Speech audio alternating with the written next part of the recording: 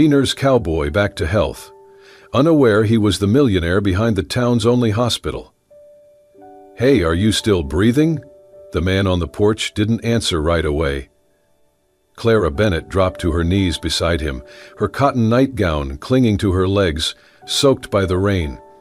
The man was face down, blood dripping from his temple, his shirt torn, muddy, his boots scraped raw by gravel. A wide-brimmed hat lay upside down beside him, rain collecting in its crown. "Sir, can you hear me?" she asked, her voice sharp with panic. His fingers twitched. Then slowly, painfully, he rolled to his side. Rain ran down the sharp line of his jaw, washing away some of the dried blood. He blinked at her, pupils dilated but focused. His lips moved, barely forming words.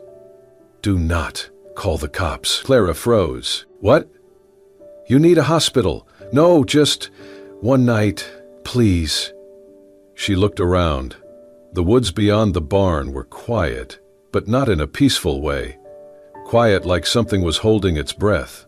She heard it, the low growl of an engine rolling through the trees. Lights flickered in the distance, dancing between pine trunks. "Who's after you?" she whispered. He winced. "You do not want to know?" Clara stood up, heart pounding. She grabbed his arm, pulling him up with more strength than she knew she had. "You have to move now." "I can't." "You can and you will." With his arm slung over her shoulder, they limped across the wet gravel yard to the back of the barn. She struggled to open the hatch beneath the old horse trough, revealing a hidden cellar, originally used for storing feed during storms. "Get in," she hissed. He looked at her, stunned. "Do you want to die on my porch or live to see sunrise?" With a pained grunt, he dropped into the hole just as headlights crept around the bend toward her property. She slammed the wooden hatch shut and yanked an old tarp over it. She took a breath, wiped her hands on her soaked dress, and walked to the front of the barn just as a black pickup rolled into her yard. 3 men got out, broad shoulders, dark jackets, eyes that scanned like predators. "Evenin', ma'am," said the driver, stepping forward with a polite smile that didn't reach his eyes. "Sorry to bother you so late. We're looking for someone. Might have come limping through here." Clara narrowed her eyes. "This is private property." "Right," he said, still smiling. "Just askin' if you seen a man in a cowboy hat, about 6'1", bleedin'. Ran off after he started a little trouble." Clara crossed her arms. "No one's come by here." "You sure about that?" another man asked, circling toward the barn. She stepped forward, voice rising. "I said I haven't seen anyone. I live here alone, and I do not take kindly to strangers walking around my land." The first man raised his hands in mock surrender. "No offense meant, ma'am, just doing the bit of local patrol. I'll call the sheriff if you do not leave right now." The 3 men exchanged a look. Then, just as quickly as they had appeared, they turned back toward the truck and drove off. Clara waited until their tail lights disappeared beyond the trees before she sprinted back to the barn. She threw off the tarp and opened the hatch. "They're gone," she whispered. "Come on, we have to get you inside." Wyatt Carter groaned but managed to climb up with her help. By the time she got him into the living room, he was pale, shaking, and mumbling nonsense. She laid him down on the couch, then dashed to the bathroom. She rummaged through drawers, pulling out gauze, pads, alcohol, bandages, whatever she could find. She came back with a bowl of warm water and a towel, heart thudding against her ribs. "I am not a nurse," she said aloud, more to herself than to him. "So you better not die on me, cowboy." She began to clean the gash on his head, biting her lip every time he winced. "Sorry, sorry." He didn't respond, just closed his eyes, his jaw clenched. "This might sting," she whispered before pressing alcohol to the cut near his rib cage. His whole body tensed. Then he exhaled slowly, whispering, "It already does." She tried to smile, but it faded quickly. "You're lucky I found you first." His eyes opened, softer now. "Maybe. You're the unlucky one." Clara paused, the cloth in her hand soaking red. "Why are they after you?" "I made powerful enemies." "Drugs? Gambling?" "Truth," he whispered. "I told the truth. Wrong place, wrong time. Clara stared at him. There was a steadiness in his gaze, despite the pain. Something deep, old, and broken. "You need rest. We can talk in the morning. I will be gone by then." "No," she said firmly. "You are not going anywhere until I say so." He chuckled once, a dry, aching sound. "You are very persuasive, Miss Bennett, Clara Bennett." He nodded once before closing his eyes again. Clara sat beside the couch for a long moment, staring at the fire she had just lit in the hearth. Her hands trembled as she reached for a blanket to cover him. Everything in her mind screamed to call the sheriff, to report an injured man with unknown intentions hiding in her home. But something stronger pushed back, a quiet voice inside her that whispered, "He is not the monster here." She stood slowly, watching him breathe, shallow but steady. Clara knew what she had to do. She turned off the porch light, locked the door, and stayed by the couch all night, just in case the shadows came back. The storm had passed by morning, leaving the world soaked and quiet. Mist hung low over the pasture, wrapping the trees in a ghostly fog. Inside the cabin, Clara moved with caution. She was no longer acting on adrenaline. Now came the second guessing. What if she had just harbored a fugitive? What if those men came back? What if he died on her couch? She carried a tray of hot tea and toast into the living room. Wyatt was still unconscious, his face turned toward the back of the couch, his chest rising and falling in slow, steady breaths. At least that was something. She set the tray on the coffee table and pulled the blanket higher over him. "Hey," she said softly, crouching beside him. "Are you awake?" No response. She reached for his forehead. "Warm. Too warm. You have a fever." She went to the bathroom again, this time finding an old thermometer and some over-the-counter painkillers. She cursed herself for not keeping a better first aid kit. When she returned, he was stirring. His brow furrowed, his lips parting. "Daniel." Clara froze. That name again, the same he had mumbled during the night. She placed the thermometer between his lips before he could speak again. He squinted at her, confused. "You have a fever," she said, forcing calm into her voice. "And you're not going anywhere." He didn't argue, just let her check his temperature, 180.1. "You need antibiotics, a hospital." "No," he rasped. "They will find me." "I think they already did. You are lucky I lied for you." He shifted slightly, winced, and met her eyes. "Why did you?" Clara didn't answer right away. She looked at his face, bruised, battered, and still carrying a kind of stubborn dignity. "I do not know," she admitted. "But I guess I saw something in your eyes. Fear, maybe. Or desperation. Or maybe it was how you looked at me, like I was your last chance." He smiled faintly. "You were." She felt a rush of something strange, gratitude maybe, or danger. It made her stand quickly. "Well, if I am your nurse now, let's hope I do not kill you by accident." "I have had worse." Clara shook her head, trying not to smile. She brought him the tea, helped him sit up slightly, and placed the cup in his hands. "What is your name?" she asked. He hesitated. "Wyatt." "Last name?" "Just Wyatt." Clara raised an eyebrow. "Fine, just Wyatt. At least tell me what happened to you." He took a sip of the tea, then sighed. "Some men do not like loose ends." "That's vague and terrifying. I wish it were more poetic." Clara sat across from him, arms crossed. "You said something about the truth, about telling it at the wrong time. What does that mean?" Wyatt did not speak for a long while. His eyes drifted toward the fireplace, the flames flickering quietly. "I tried to expose something. They shut me up. And now they want to finish the job?" He nodded. She leaned forward, her voice firmer now. "Look, Wyatt, I do not know who you are, but if I am risking my neck for you, I need more than cryptic sentences. What did you expose?" His lips tightened. "A cover-up. In a place where people are supposed to be safe, a hospital?" He looked up, startled. She blinked. "You said something in your sleep. Daniel and Drake Memorial. That is our hospital. Well, used to be. It is private now." Wyatt stared at her, saying nothing. "That is it, isn't it?" Clara said. You are connected to that place somehow." He set the cup down carefully. "Do you really want to know?" "I think I need to." Wyatt leaned back, grimacing slightly. "Not today." Clara wanted to push further, but something in his tone told her to stop. She sighed, rubbing her temples.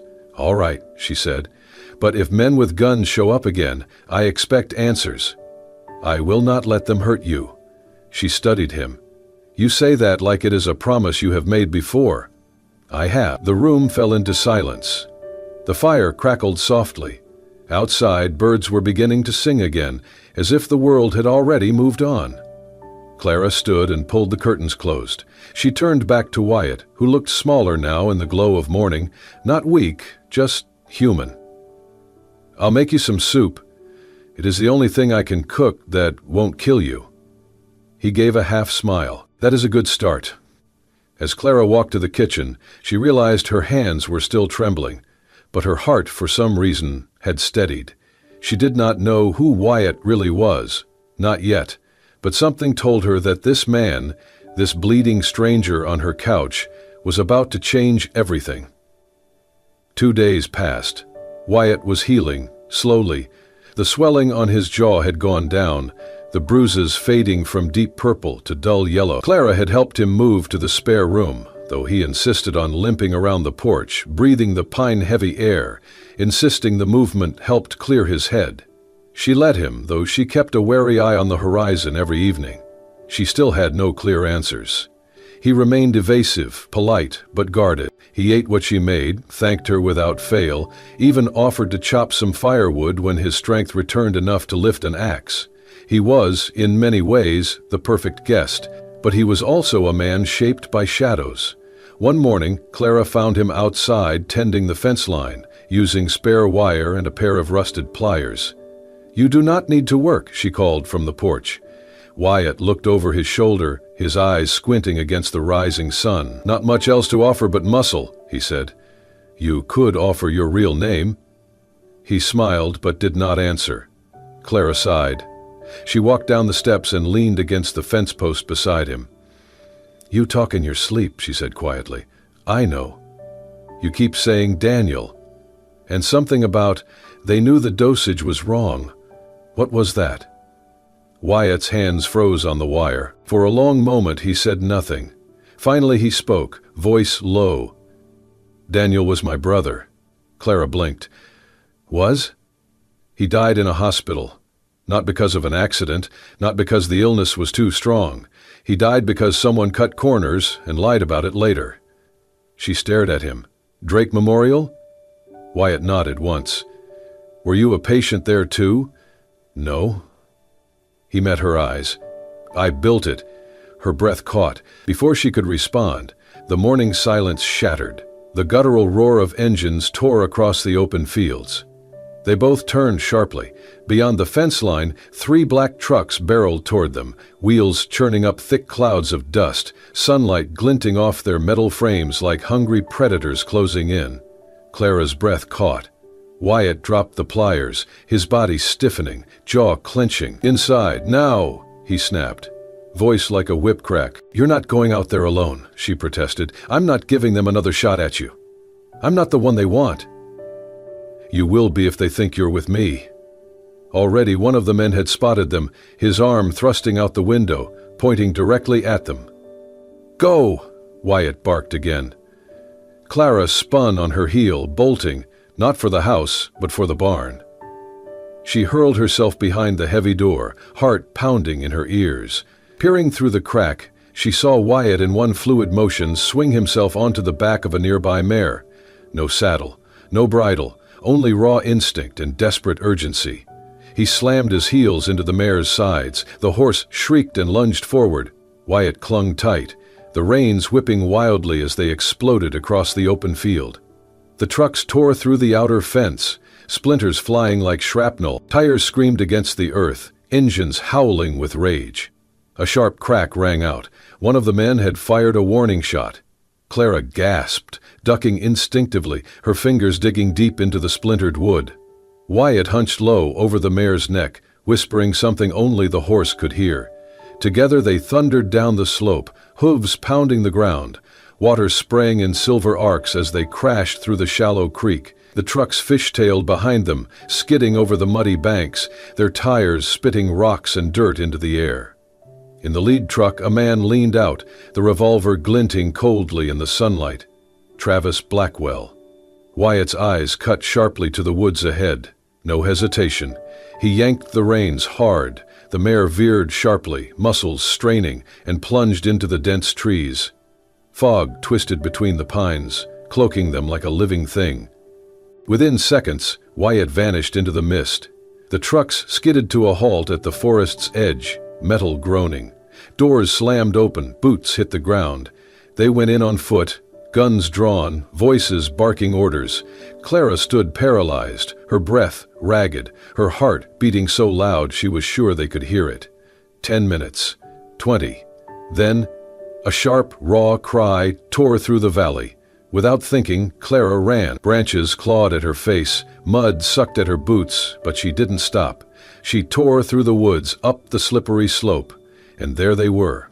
In a clearing choked with mist and broken branches, Wyatt stood alone. Blood streaked his temple, his shirt torn and muddied.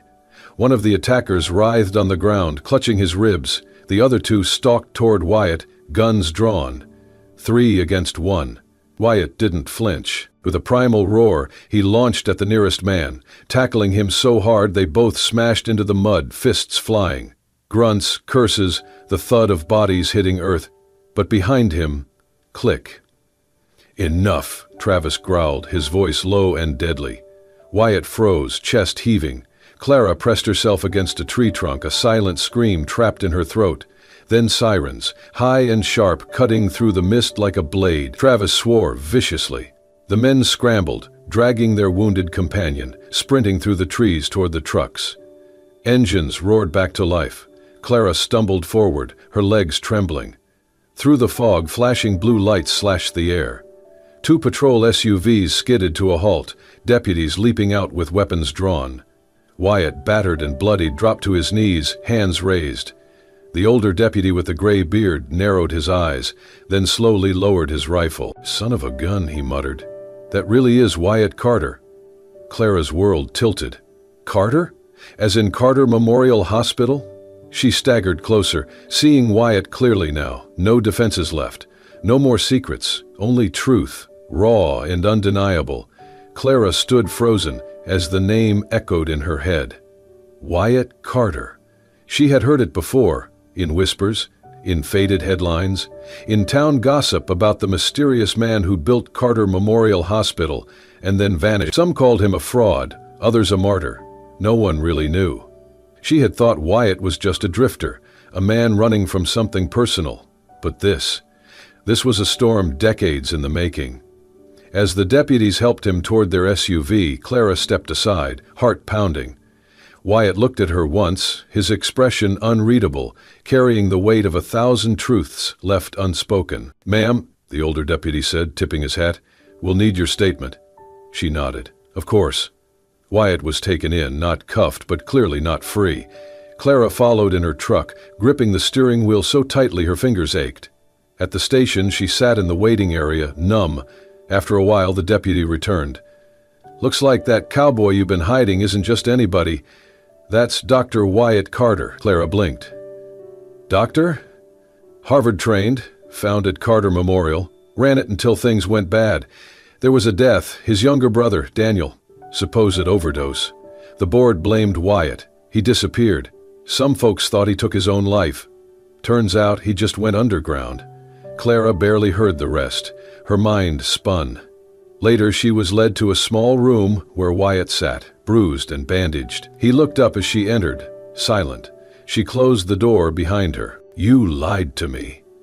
"I didn't tell the truth," he said softly. "There's a difference. You told me your name was just Wyatt." "It is. Carter's a name I left behind." "Why?" she asked, arms crossed. "Because people die when they tell the truth.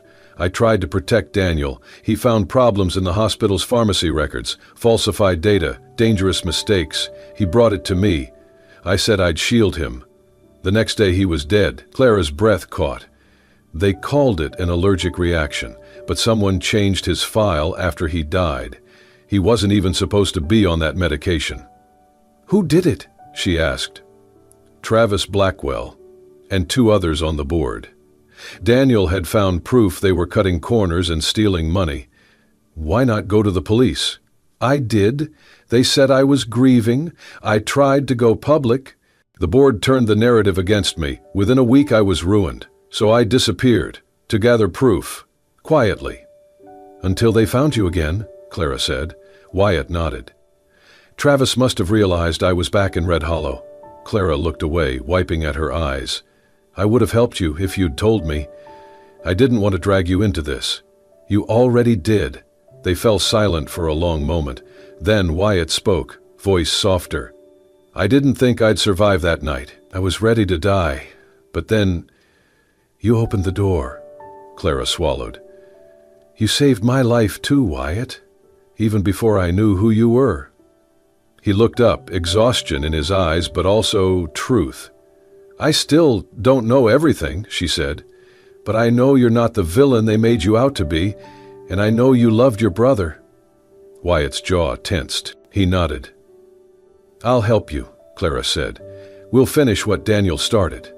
Clara had never been inside Carter Memorial Hospital before, at least not since it had changed hands. The place looked more like a business center now. Polished floors, cold lighting, the comforting scent of antiseptic replaced by something sterile and corporate. The old brass plaque bearing Wyatt's name had long been removed, replaced with a sleek logo etched in brushed metal. She stood in the lobby clutching a worn manila folder under her arm. Inside were copies of the documents Wyatt had given her, patient reports, pharmacy inventory lists, and the hand-scribbled notes Daniel had written before he died. Pages Wyatt had guarded all these years like sacred relics. Clara walked up to the reception desk and took a breath. "I'm here to see Dr. Morrison," she said calmly. The receptionist raised an eyebrow. "Do you have an appointment?"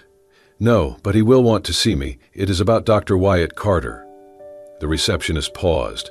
The name seemed to shift the energy in the room. She picked up the phone, muttered something, then nodded toward the hallway. "3rd floor, last door on the right." Dr. Morrison was one of the last people at the hospital who had known Wyatt before the scandal. A respected surgeon, older, cautious, and one of the few who had not publicly taken sides. Clara hoped that meant he had a conscience. She found him behind a desk, reading a file with a magnifier clipped to his glasses. When she entered, he looked up slowly. "Can I help you?" "My name is Clara Bennett," she said. "I have information about what happened to Daniel Carter and Wyatt." The name made him flinch. He leaned back, studying her. "Go on." She placed the folder in front of him. "Wyatt is alive. He has been hiding since the incident, and now they have tried to kill him, again. Travis Blackwell and his men." Dr. Morrison opened the folder, flipping through the pages. His eyes scanned Daniel's handwriting, the pharmacy logs, the forged approvals. She watched as his expression changed, from indifference to disbelief, and finally to a quiet, growing horror. "I always knew something was wrong," he muttered. Daniel was careful, brilliant. He double-checked everything. The allergy note in his chart, it was missing the day after he died.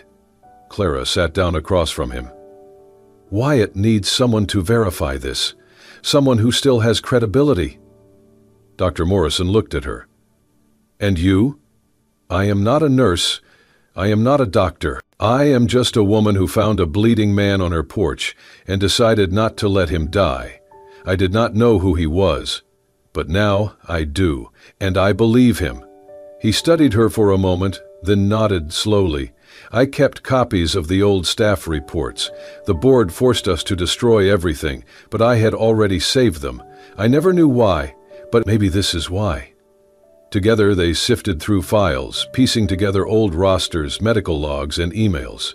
Clara's heart pounded as the picture formed, clear patterns of tampering, false signatures, reissued prescriptions that had never been administered. Every page confirmed Wyatt's story. When she returned to the station that evening, Wyatt was sitting on the same cot, reading a tattered paperback someone had brought him. She walked in and dropped the updated folder on his lap. Dr. Morrison remembers, she said. And he has proof. Wyatt blinked, stunned. He helped you? He believed me, and he believes you.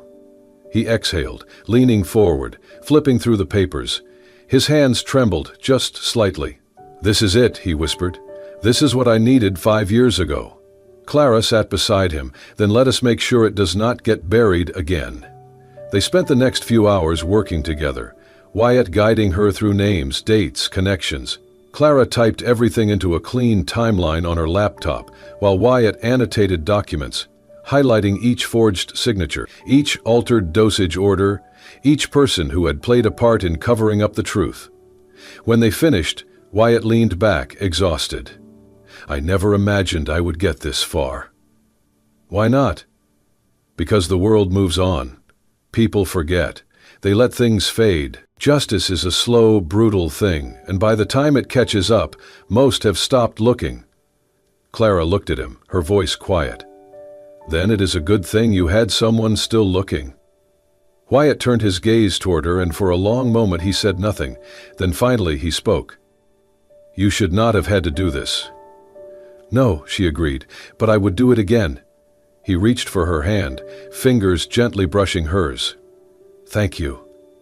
Clara smiled. You are not done yet, Carter. We still have one more thing to do. What is that? Make the whole damn town listen.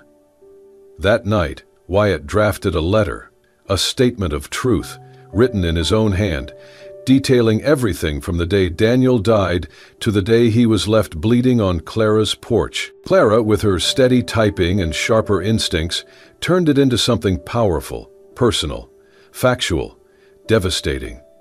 Together, they prepared it for the world. The truth, at last, was ready to breathe. The town hall was quiet at dusk. Just the buzz of old fluorescent lights and the occasional creak of wooden floorboards echoed through the empty chambers. Clara stood by the window, watching the shadows stretch across the main square. Wyatt was pacing behind her, tense, silent. Everything had been set. They had arranged a meeting under the pretense of a settlement, an opportunity to discuss the reopening of Carter Memorial's funding foundation. A lie, of course, but just believable enough to lure Travis Blackwell and the remaining board members back to the table. The sheriff, finally convinced by Wyatt's evidence and Morrison's testimony, had agreed to install audio surveillance in the room, along with a hidden camera. The goal, get them to talk, get them to admit everything. Are you sure about this? Clara asked, turning toward Wyatt. He nodded. They need to think I am desperate enough to deal. That is when men like Travis feel invincible, and that is when they slip. Clara swallowed. If anything goes wrong? I know, he said, his voice lower, but I will not let them take someone else. Not again. Footsteps echoed down the hallway. The sheriff entered first, nodding slightly. Behind him, Travis Blackwell and 2 men in tailored suits followed. Travis was the same as ever. Perfect hair, fake smile, eyes like cold stone. Well, well, he said, spreading his arms as if greeting an old friend. Dr. Carter. Or should I say, the ghost of him. Wyatt did not flinch. Let us skip the pleasantries. They all took seats around the long oak table. Clara sat at Wyatt's side, hands folded, heart pounding. I want a deal, Wyatt began, calm and steady. Reinstate the Daniel Carter Fund, reopen the investigation, clear my name. In exchange, I walk away, I stay quiet. Travis leaned back. That is not how leverage works. You disappear, remember? The world thinks you drowned yourself out of guilt. I came back to clean the rot you left behind, Travis chuckled. What rot? Everything you claim is long buried. No one remembers Daniel. Or you. You do? Wyatt said. And that is enough. Clara watched the red light on the hidden recorder blink steadily. Let us be honest, one of the board members said. Daniel was a liability. Bright kid, but too curious. He got in the way. Wyatt's jaw tightened. Travis nodded. It was unfortunate, but necessary. You would have done the same if you had the guts. The words hung in the air. The sheriff burst through the adjacent door, gun drawn. That is enough. Travis stood instantly, eyes blazing. What the hell is this? "You are under arrest for conspiracy, medical malpractice, and attempted murder," the sheriff said coldly. "You and your whole damn operation." The two board members froze as deputies entered behind the sheriff, guns raised. But Travis was faster. He pulled a pistol from inside his jacket and aimed it directly at Clara. "Do not move!" he shouted. Wyatt moved faster. He lunged, shoving Clara to the floor and throwing himself between her and the bullet.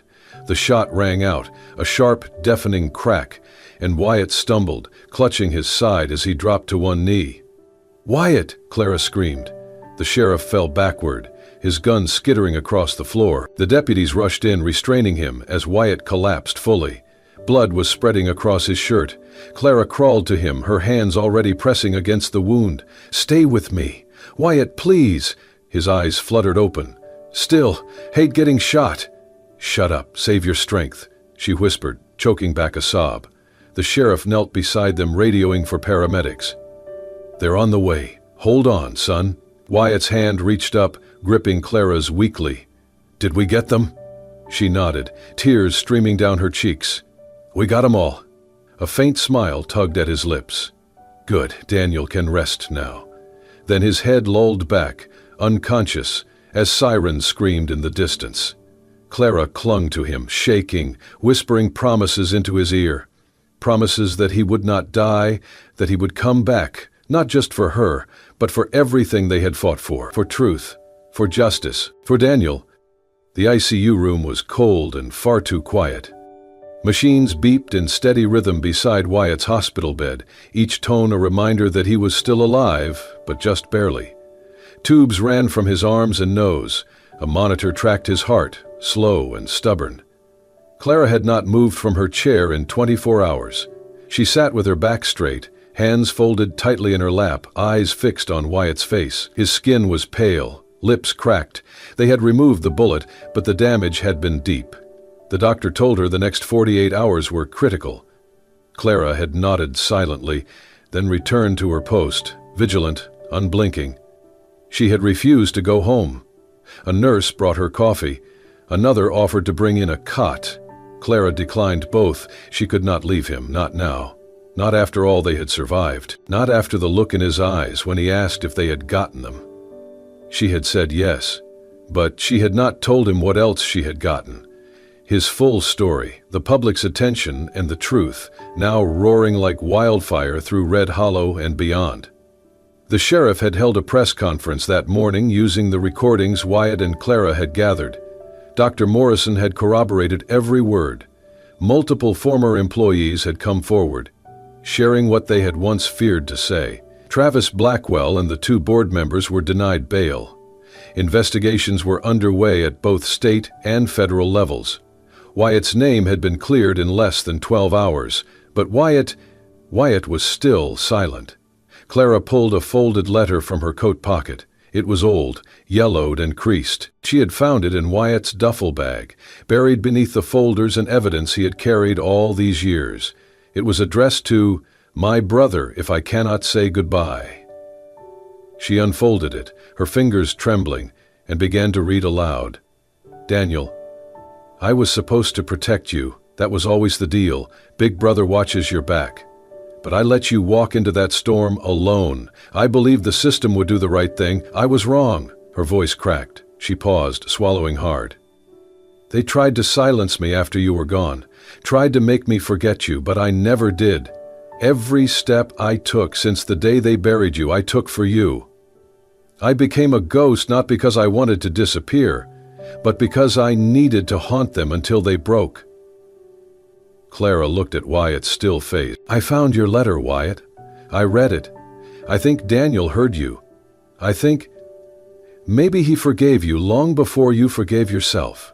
She stood and walked to the bed, brushing a lock of hair from his forehead. "You have done enough running. It is time to come back."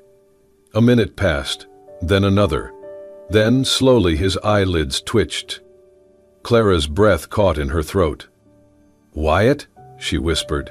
His eyes fluttered open, unfocused at first, then finding her. He blinked, then croaked. "Did I die?" She laughed, tears rushing to her eyes. "Almost, but I would not let you." He tried to smile, wincing as he shifted. Still, terrible bedside manner. You are not exactly low maintenance. His gaze softened. You stayed. I told you I would. A long silence passed. Then, in the quiet hum of machines and low hallway sounds, Wyatt whispered, "Is it over?" "Yes," she said, nodding. "It is over. You are free."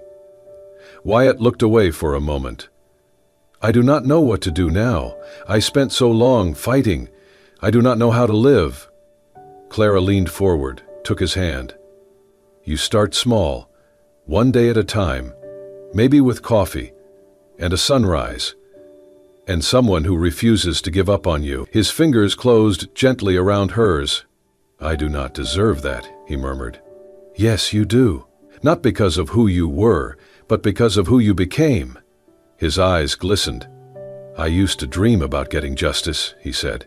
"But it never looked like this. It never looked like you." Clara smiled, her thumb brushing his knuckles. "Then maybe it is time to stop dreaming and start living." He nodded faintly, exhausted, but with something else in his expression now. Peace. Clara leaned in, pressing a soft kiss to his forehead. "You came back, Wyatt. That is all that matters." And for the first time in years, Wyatt Carter closed his eyes, not to escape the world, but to finally rest in it. Safely, beside the one person who had refused to let him go. 3 weeks later, Carter Memorial Hospital reopened its doors, not for an emergency, but for a celebration. The parking lot buzzed with life. News vans lined the curb. People gathered, not out of fear, but for something Red Hollow had not felt in years: hope. A new banner draped the entrance, deep blue and bold. Daniel Carter Healing Center. In honor of a brother's legacy. Wyatt stood at the podium, dressed simply in a white shirt and jeans, his boots still scuffed from the journey that brought him back. Beside him stood Clara, serene in a sundress, hands gently clasped. "My name is Dr. Wyatt Carter," he began, "and for a long time I vanished, believing silence was the only way to protect my brother's name. But silence only made the injustice grow louder." He glanced at Clara, her eyes meeting his with quiet pride. "I'm no hero," he continued. "I'm here because one person refused to let me give up. Today, we don't rebuild what was lost. We build what should have always been. A place of healing. A place for Daniel." The crowd erupted in applause. Some cheered, others wept. Clara reached for his hand. Later they strolled the newly renamed halls. A mural of Wyatt and Daniel greeted visitors, drawn from an old photo, bathed in sunlight. Clara wore a new badge, Director of Community Outreach. "Director?" Wyatt teased. "If I'm going to keep you out of trouble, I might as well get the title," she said.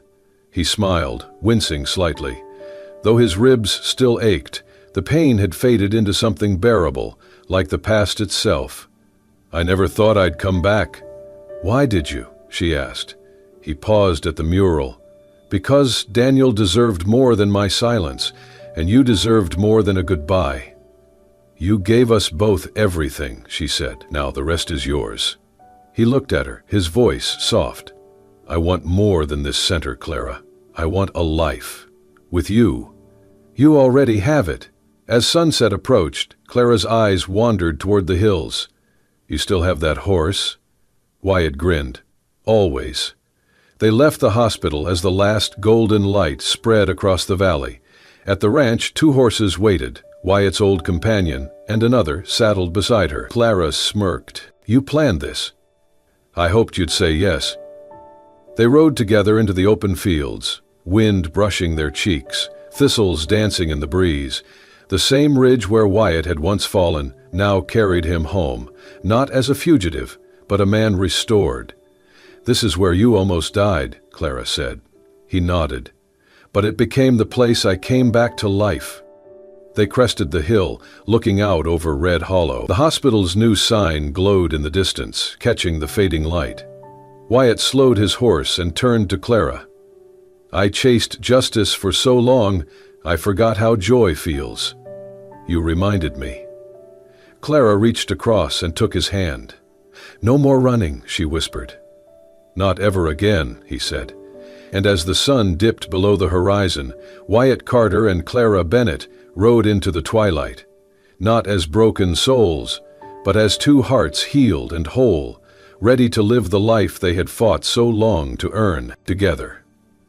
And so, under a sky painted in gold and promise, Wyatt Carter and Clara Bennett chose not just to survive, but to live, to love, and to begin again. From the pain of loss rose a legacy of healing. From the silence of the past came a voice that finally spoke the truth. And from the edge of death came life, reborn in the most unexpected place, the heart of another. If this story touched your soul, helped you believe in love, redemption, or the power of second chances, please consider subscribing to Soul-Stirring Stories. We bring you true, heartfelt tales that heal, inspire, and remind you that no matter how dark the night, there is always light at dawn.